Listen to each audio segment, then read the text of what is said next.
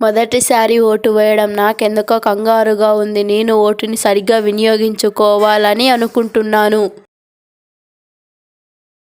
చింతించకమ్మా, vote వేయడం సులభం, కానీ ఎవరికి వేయాలనే ఎంపిక మాత్రం కఠినంగా ఉంటుంది. అవును, నాకు అలాగే అనిపిస్తుంది.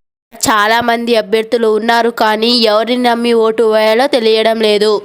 ఎవరిని నమ్మి ఓటు వేయాలో నిర్ణయానికి రావడానికి ముందు అభ్యర్థుల యొక్క మేనిఫెస్టో చదవండి, వారు చెప్పే మాటలను వినండి. ప్రతి ఓటు ముఖ్యమైనదే. ఆ విషయం మీకు తెలుసా? అవునా? అయితే ఎంపిక చేసుకున్న వ్యక్తి గెలిచిన తర్వాత సరైన పాలకుడు కాదనిపిస్తే ఎలా? మీరు ఎంపిక చేసుకున్న వ్యక్తి గెలిచిన తర్వాత సరైన పాలకుడు కాదనిపిస్తే తర్వాత ఎన్నికల్లో మీ ఓటును ఉపయోగించుకునే అనుభవం మీకు వస్తుందని గమనించండి. Thank you. నాలో కాన్ఫిడెంట్ని పెంచారు. నేను ఇప్పుడు కాన్ఫిడెంట్గా, కొంచెం నమ్మకంగా ఉన్నాను. గుర్తుంచుకో శిరీష, నీ ఓటు నీ వాయిస్.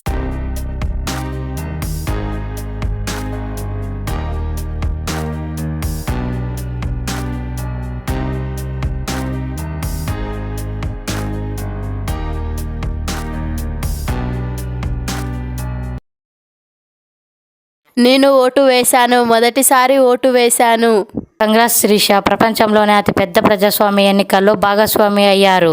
నిజమే, నాకు అలాగే అనిపిస్తుంది. ఎన్నికలు చాలా పవర్ఫుల్. నాకంటూ ఎంతో పెద్దదైన వ్యవస్థకు నేను సహకరించినట్లు అనిపిస్తుంది. చూడు శిరీష, ఒక్కొక్క నీటి బొట్టు కలిసి నదిగా మారి మనకు జీవనాధారమైనట్టు మనం వేసే ప్రతి ఓటు మన దేశ భవిష్యత్తును ఉన్నత శిఖరాలకు చేరుస్తుంది. ఆ పక్షులు ఎగురుతాయి ఎందుకంటే వాటి రెక్కల ప్రతి రెక్క చెప్పుడు ఇతర పక్షులను ప్రభావితం చేస్తుంది. అలాగే మన ఓట్లే మనం ఎదిగే దిశను నిర్దేశిస్తుంది. ఒక్క ఓటు కూడా పెద్ద మార్పులు తీసుకొస్తుందని నేను అనుకుంటున్నాను. Yes, you are 100% correct. चुनाव का पर्व देश का गर्व।